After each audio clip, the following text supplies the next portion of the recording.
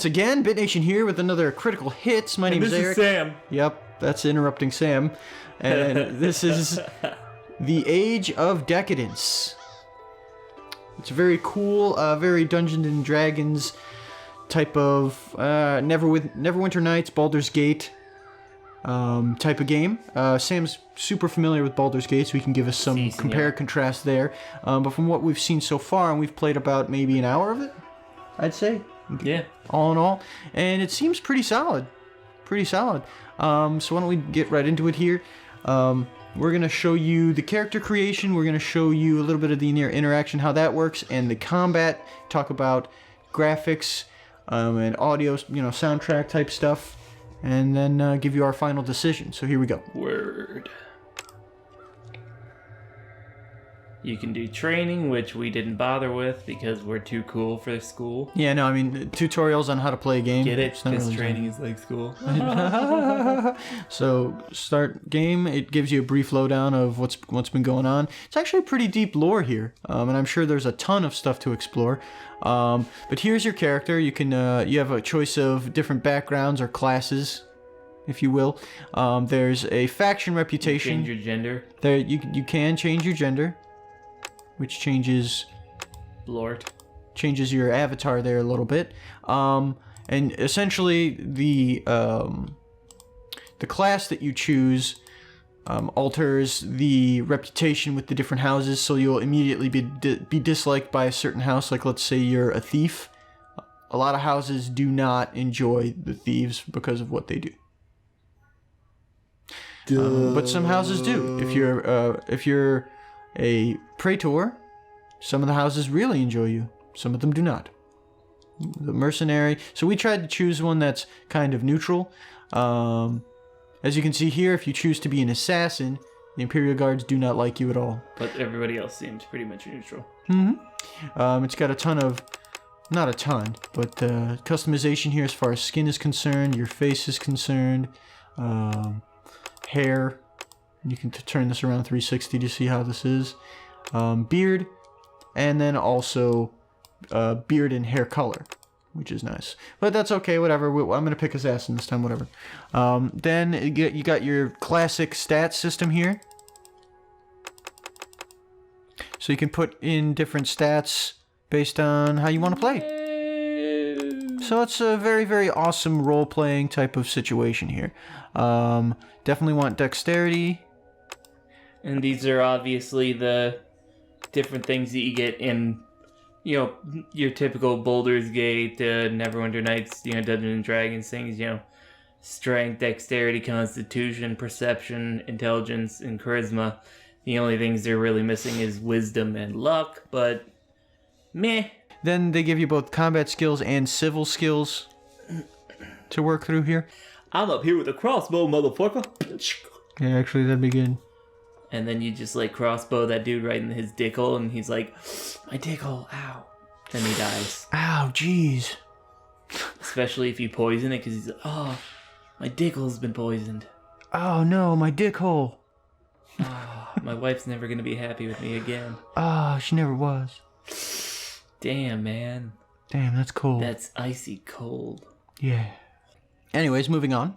Okay, so it gives you a brief overview of the story here. Essentially, the Roman Empire once ruled the world and now is lying in ruins. I don't think it's the actual Roman. No, I mean it seems that way. Proxy Roman Empire. Yeah, it really seems that way. I mean, the Imperial Army, yada yada yada. But essentially, there was a gigantic war, and now the whole world is just broken up into a series of nation states, which this Imperial Guard kind of tries to keep the peace and just, police everything. So it's essentially what it's saying. And the town that you start off in, Tehran, is just a crappy little town that's trying to make ends meet and trying to rebuild here. A dusty little shithole. So it gives you a bit more about your background and what you do. Assassinations. Yep. This is the game itself. This is where you're going to be spending a lot of your time. Not all of your time, but a lot of your time. As you can see here, 360 degrees. You can zoom in, zoom out. here. That's pretty decent. And this is not where we started last time. It's different for each group. Yeah, we started completely different. So based on the class that you pick, it's a very different adventure. As you move to engage, it's all text based. There's really no voices, and it's all just different. It's a lot of reading, kind of like what was that one game that we did? That was text based for a lot of it. It was like super Lovecraftian. The Sunless Sea. That's it. Yeah, Sunless Sea. That's right. And this is how the Baldur's Gate and Neverwinter Nights games are too. You don't hear anybody talking, or they might be like, "Oi," and then that's all you hear, and then everything's just text-based.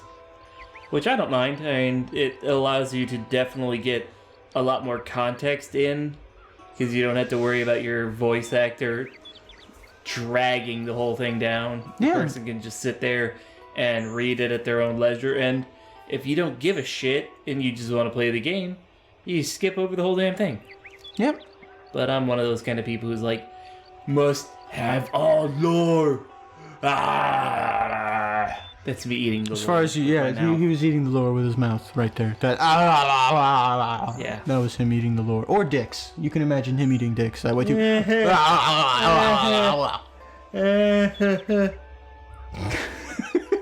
Great. Like tacos. More like tacos filled with dicks. Anyways, but with no lettuce. No lettuce or tomatoes because he has a condition. You know? Yeah. Ground beef. Oh, I thought you meant ground lettuce. I'm like, what the fuck? What? No. Okay. Anyways, so you can't tell.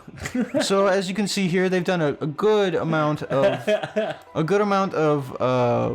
putting a ton of time into stuff such as storytelling. They're very, very deep into the lore and whatnot, so you'd be very pleased with that if you care about that type of stuff.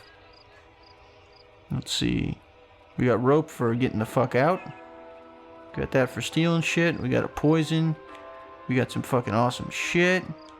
I don't think we need anything. But, as you can see, this is the whole merchant system here.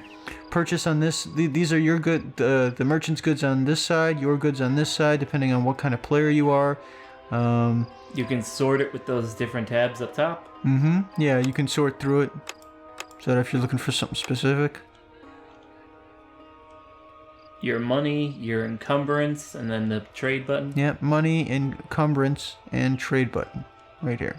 I don't think we're going to trade anything specific right now, though. Then hit the X. Okay. Let's so, drag our penises with this, it gives you a certain amount of flexibility. You can try and steal this if you have the proper skill to do so. Okay, we suck. That's okay though. Alright, so moving around, you are kind of guided. This isn't like a open world game, but to a certain extent, you can choose yes or no in these types of instances, and it will change your adventure as you go. Go to the inn, and we're gonna kill the trader.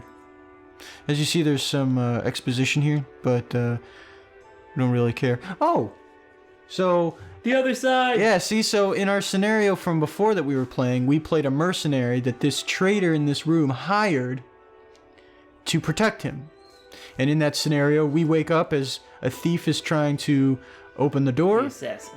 And we move to throw him out, but it turns out it's an assassin, and the assassin kills this trader, and then we fought the assassin and killed him. In this scenario, we are the assassin. So it's actually kind of cool to see. It's like one of those movies where you're seeing all different kinds of sides. So in this scenario, no matter what happens, the trader dies, and now it's giving you the choice on what to do, obviously, as you can see. Using our different ones, we can reload. We can persuade him to not fight us, or we can try and kill him. We tried to stab at him with a bolt. He moved, hit us with the pommel of his sword, and now he is going to fight us as he charges at us here. So as you can see, here we go with this. Here's your movement right here. You only have a certain amount of action points. So generally how this works is you pick one of your weapons and you attack with it. Attack it with the poison one first. Alright, so that'd be this one. You attack by saying left click. He dodged like an asshole. You dodged again like an asshole. And then you press the swords in the middle here to end your turn. Now, it's a good thing we made our dodge super high, except for he just hurt us. Come on. Well, try the other one then. Yeah, definitely going to. Now, unfortunately, in this scenario, we've chosen an avenue where we might very well get killed. Oh no, we bleeding. We gonna die. Oh no, we died. And as you can see, it's actually incredibly, it's incredibly easy to die here. And this game is not afraid of using profanity. Killed by a fucking oaf for hire. It would be almost funny if you weren't almost dead. The boys at the guild will have something to laugh about, that's for sure. You knew you weren't going to live forever. The boatmen rarely die of old age, surrounded by teary-eyed grandchildren. They die in the job. But dying in an uneven fight against well-trained guards in some palace, a fight that will never be forgotten, is one thing. Dying in some filthy inn after being gutted like a fish by some farmer with a sword is quite another. So it likes to insult you if you die. Yeah. It's good times. I like that. So, all in all, I'm very, very, very impressed with this game. Yeah. I mean, it's turn-based, which is a little different from Baldur's Gate. The combat is anyway, but otherwise it was fun. I like it. Yeah. As far as everything is concerned, I think I definitely recommend it for purchase based on what I've seen thus far. As far as it's currently $29.99 or your regional equivalent. It was released actually back in October, middle of October here, and it's definitely something that you can and should pick up. Developed by Iron Tower Studio, actually developed and published by that same studio. They have only done this, but as far as this is concerned, very positive reviews, with 84% of everybody on Steam giving it a thumbs up, if that holds any kind of weight. Anyways, I'd give it a thumbs up. You'd give it a thumbs up? You'd pay $30 for it? All right, fantastic. Well, there you have it, folks. For all of us here at BitNation, my name's Eric. And Sam. I'd like to thank you very much for watching. Peace out. Peace out.